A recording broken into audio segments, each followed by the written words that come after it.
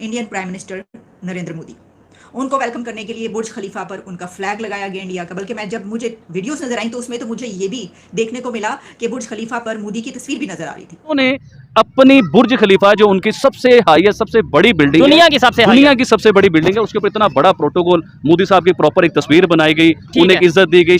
बुर्ज खलीफा पे पहले try colour था, ठीक है, झंडा, फिर वेलकम पीएम मोदी था, फिर पीएम मोदी की अपनी तस्वीर थी। ये 5 मिनट चला है। हम इंडिया का मुकाबला और 100 साल भी नहीं कर सकते। पाकिस्तान में जैसे कि आप जानते हैं कि चाहे वो सऊदी अरब हो, यूएई हो या आईएमएफ, लोन जो है वो मिलना शुरू हो गए हैं और इसलिए जो है वो हमारी हो रही है जी बल्ले बल्ले। किसी ने भूखे शख्स से पूछा था कि एक और एक जमा करें तो कितने होते हैं, तो उसने कहा कि 2 रोटियां। तो भूखे शख्स के ज़हन में रोटियां ही रहती हैं। इसी तरह पाकिस्तान को जो इकोनॉमिक क्राइसिस है तो इसके ज़हन में हमेशा पैसों का रहता है कि कैसे मैंने डील करनी है, कैसे मैंने लोन लेना है। कि जब से मोदी जी प्राइम मिनिस्टर बने तकरीबन 9 साल में मोदी जी का ये 5वां विजिट है जो कि यूएई का है। इंडिया और जो यूएई हैं वो एग्री कर गए इस बात पर कि लोकल करेंसीज में ट्रेड की जाए। उन्होंने हमें मुसलमान किया, जो हमारे से पुराने मुसलमान हैं, उन लोगों ने मोदी साहब को इतना बड़ा प्रोटोकॉल दिया। अब मोदी साहब तो हिंदू हैं।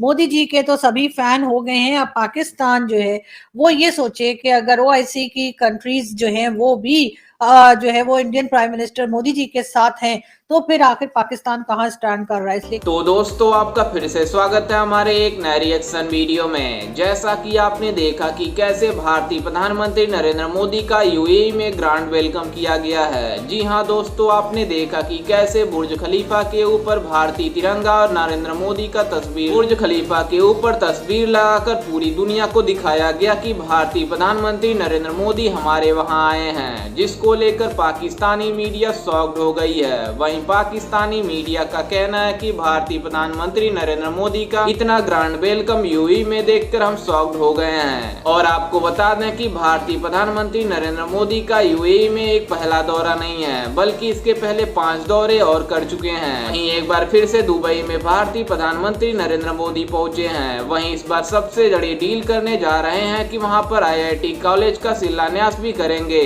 और वहां पे जो भारतीय रुपए में एक्सचेंज होती है उसको भी लेकर आगे बढ़ने वाले हैं। और भी बहुत बड़ी बड़ी कंपनियां जो भारत से जाकर यूएई में और यूएई की कंपनियां भारत में जाकर इन्वेस्ट करेंगी, उनके साथ भी डील करेंगे भारत को और आगे बढ़ाने में कैसे मदद किया जा सके। इसलिए भारतीय प्रधानमंत्री नरेंद्र मोदी इतना दूसरे देशों का विजिट करते हैं कि वो चाहते हैं कि दूसरे देशों में जो टेक्नोलॉजी यूज हो रही है उसको अपने देश में लाकर स्टेब्लिश करें ताकि हमारा भी देश और आगे बढ़ सके। वहीं आपको बता दें कि इसके पहले भारत में चंद्रयान 3 को लॉन्च कर दिया है, जिसको देखकर पूरी दुनिया भी नजरें गड़ाई बैठी है कि भारत ऐसे कारनामा कैसे कर ले रहा है। खैर, इस पर आपकी क्या राय है, हमें अपनी राय कमेंट में जरूर दीजिएगा। तो आइए देखते हैं कुछ और पाकिस्तानियों का इस पर और क्या कहना है। कि जो ग्लोबल साउथ है उसकी आवाज जो उठाता है, ये जो बड़ी आवाज बन चुका है वो इंडिया है। तो जो क्लाइमेट के हवाले से और भी COP28 में जो भी एजेंडा है इस मरतबा उसमें जितने भी इश्यूज हैं तो ये कहा गया है कि इंडिया आवाज बनेगा ग्लोबल साउथ की और वो सबकी जो है वो इसको लेकर चलेगा। तो आप जानते हैं ये एक आप इस तरह कह सकते हैं कि जिस तरह आपने किसी की जो है वो जिम्मेदारी उठाई है, तो ग्लोबल साउथ की अब जिम्मेदारी जो है इंडिया हमें कई जगहों पर उठाता हुआ नजर आता है कि हम आवाज़ उठा रहे हैं और हमारी आवाज़ सुनी जाए। फिर वो उसके ऊपर इंसिस्ट भी करता है कि इन कंट्रीज़ का हमारे साथ जो है ये हो रहा है तो इसको सुना जाए। उस हवाले से भी जो गुफ्तगू है वो हुई है कि जो भी उसमें इशूज़ डिस्कस होंगे उसके हवाले से इंडिया क्या सोचता है। आप कह सकते हैं कि अब दुबई में ग्लोबल साउथ ही नहीं सिर्फ बल्कि जो COP28 है उसमें जो भी एजेंडा है, जो भी डिस्कशंस है, वो इंडिया की उसमें राय ली गई है और उसके ऊपर के जो जितने भी उनके अंदर स्टेट्स मौजूद हैं वो हमेशा से पाकिस्तान या इंडिया के मामले में न्यूट्रल रहे हैं, लेकिन इन कश्मीर केस में वो हमें सपोर्ट करते हैं, लेकिन ट्रेड के लिहाज से वो पूरी दुनिया के साथ न्यूट्रल हैं।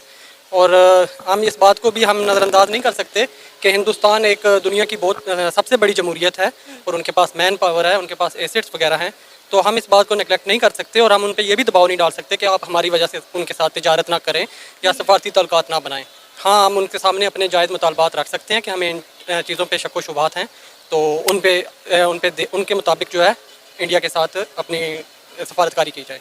वहां पे कई प्रोजेक्ट्स के ऊपर बातचीत की जा रही है, कई प्रोजेक्ट्स पे साथ काम किया जाएगा और इस तरीके से भारत ने थोड़ा थोड़ा करके आहिस्ता आहिस्ता करके जो है इस्लामिक कंट्रीज को भी अपनी तरफ कर लिया और ख़ास तौर पर मोदी जी के तो सभी फैन हो गए हैं। अब पाकिस्तान जो है वो ये सोचे कि अगर ओआईसी की कंट्रीज जो हैं वो भी जो है वो Indian prime minister Modi ji के साथ हैं, तो फिर आखिर पाकिस्तान कहाँ स्टैंड कर रहा है? इसलिए कि पाकिस्तान को तो बहुत ज्यादा हम लोग ये समझ रहे थे कि जी इंडिया को कोई खास लिफ्ट नहीं कराई जाएगी इस्लामिक कंट्रीज की तरफ से, क्योंकि हम बार बार शोर मचाते हैं कि जी वहां पे माइनॉरिटीज के साथ ये हो रहा है वो हो रहा है, लेकिन ऐसा होता हुआ हमने देखा नहीं। और अब सऊदी अरब के बाद जो है यूएई भी जो है वो भी प्राइम मिनिस्टर मोदी के फैन निकलते हुए दिखाई दे रहे हैं। पीएम मोदी उधर गए हैं तो उधर मैं आपको डील्स बता देता हूँ। उधर हेल्थ पे बात हुई है, आईटी पे बात हुई है, फिनटेक पे बात हुई है, एजुकेशन पे आईआईटी दिल्ली अपना कैंपस दुबई में खोलेगा, उसका एमओयू साइन हुआ है।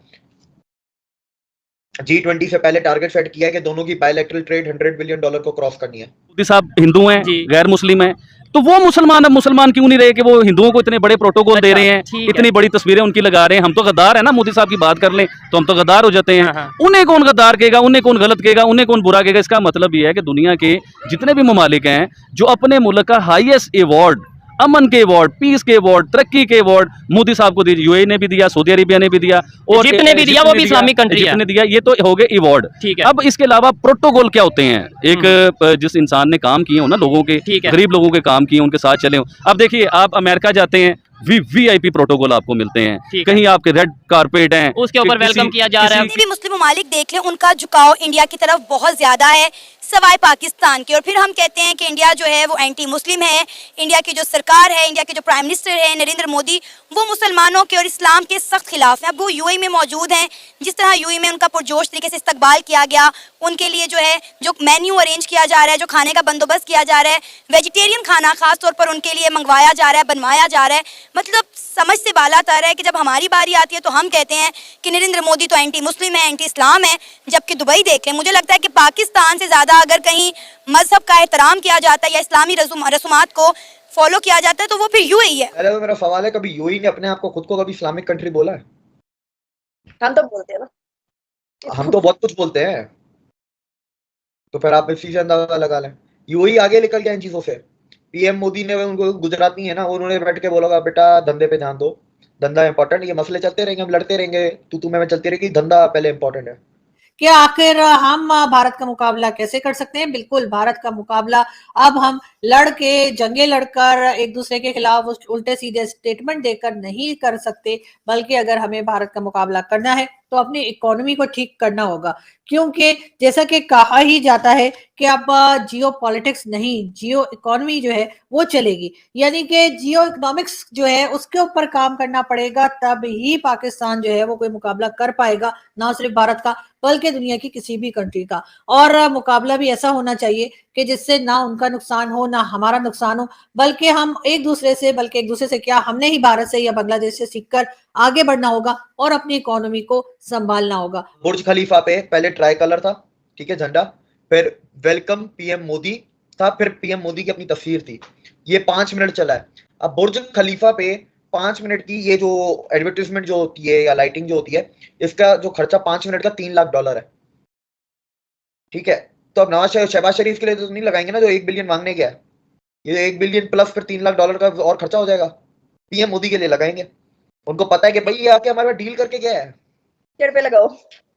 वही बात है ना, देने वाले की इज्जत होती है, लेने वाले की इज्जत नहीं होती।